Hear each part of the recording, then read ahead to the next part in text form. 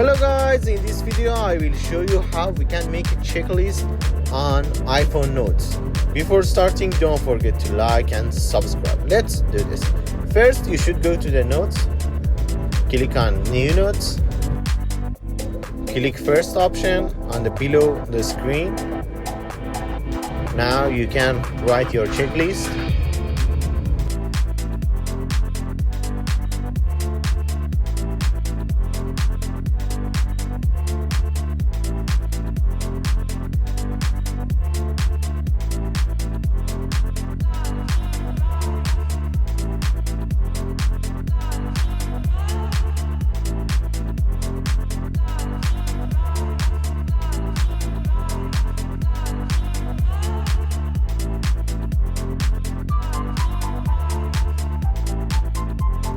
When you tap on the circle, you can check it.